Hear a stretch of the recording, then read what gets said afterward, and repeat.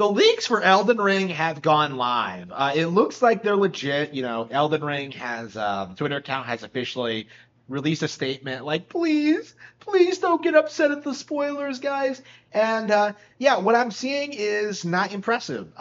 The content for the game is not substantial. There's no major changes to gameplay. The story is not interesting. It's just the basic From Slop DLC sold to you at a premium price of $40. There are people who are going to pay $40 for like a handful of new bosses and a new area to run around in.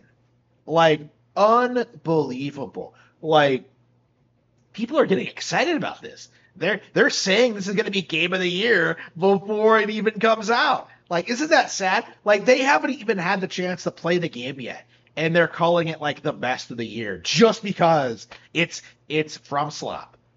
Like they're trying to cope and seethe right now. Like, oh, if The Witcher 3 could do it, so can Elden Ring. Yeah, it was nonsensical when The Witcher 3 did it too. That's a major reason why I completely discount the Game Awards, because there were games in 2016 that deserve far more attention and praise than The Witcher 3.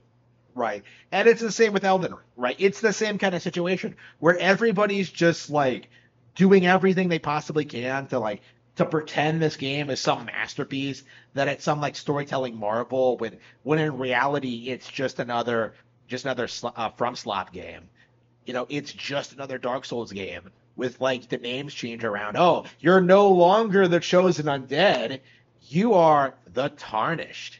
Ooh, now they're not the maidens of the bonfire, like they are the maidens. Like, what were the maidens called? Well, anyway, they're not firekeepers anymore. They're maidens. It's like, wow, have some originality. And they also decide, for some reason, to bring on this degenerate, fat, lazy, incompetent author, George R. R. Martin, who can't be bothered to finish his own book series or prevent the show from going off the rails or prevent the terrible spin-off shows from going woke, right? This guy is going to pass himself off as the mastermind behind Elden Ring's writing and lore, when probably what happened, they had him like come in for a day, draw up like a one-page document just so they could like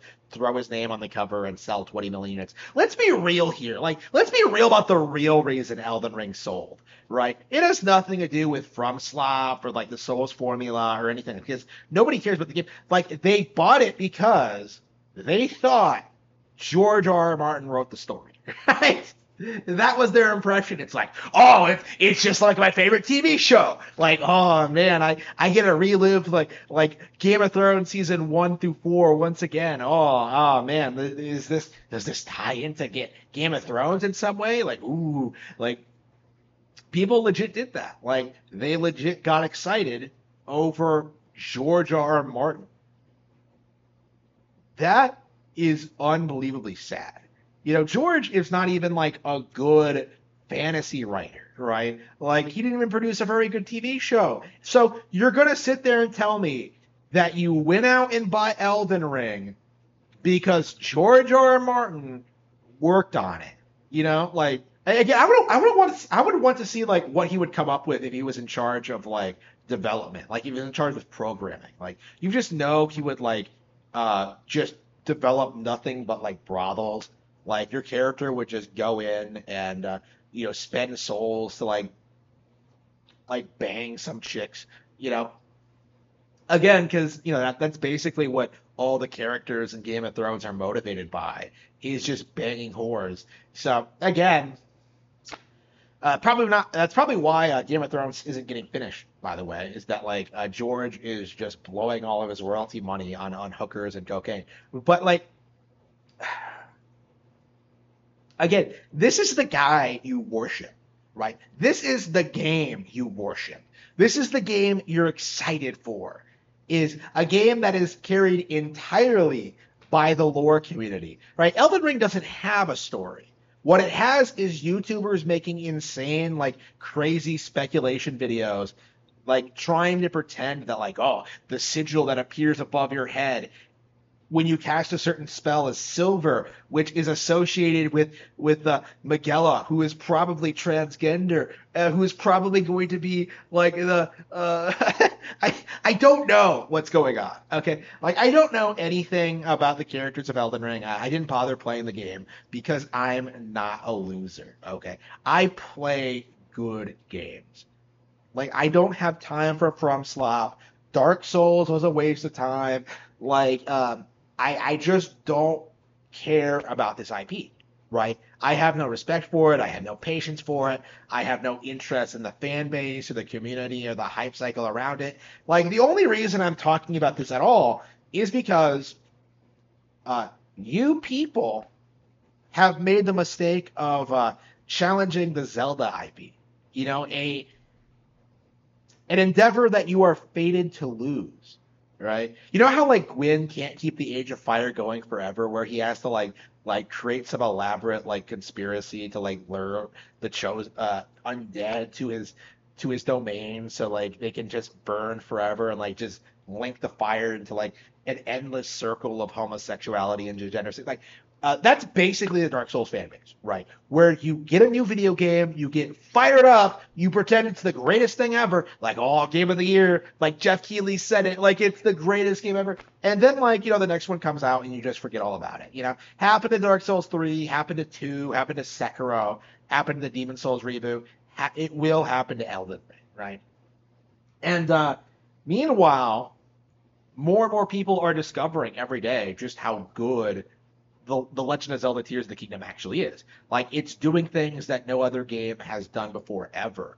And although the gaming community has done everything it possibly can to downplay that game, and Mario Wonder, and Pokemon Legends Arceus, and Fire Emblem Engage, right? Like even though the gaming community has done everything in its power to downplay it, the reality is that like Tears of the Kingdom is a far more engaging, interesting, wonderful video game than Elden Ring could ever be.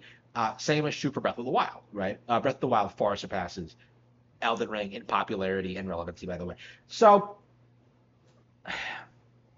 when you look at like what Zelda is doing, when you see how like Nintendo can just radically change the the gameplay style of the game with like a single sequel, like imagine how much different things are going to be with the next game and the next game and the next game, like just a constant series of improvements over a long period of time. And meanwhile, Elden Ring fans are still stuck with the slow, stilted, boring formula from 2008 from Demon Souls with no improvements, no changes, no adjustments, just the same tired thing over and over and over and over and over and over again. There will come a point, much like Skyrim, where the audience for this series is going to get tired of it and they're going to discover something else, right? I remember when Skyrim came out and people declared the Elder Scrolls to be the Zelda killer, and what happened? You know, Bethesda fell off, and Nintendo has taken its place at the top of the world of video games. You know, From Slop absolutely cannot compete with their one trick pony.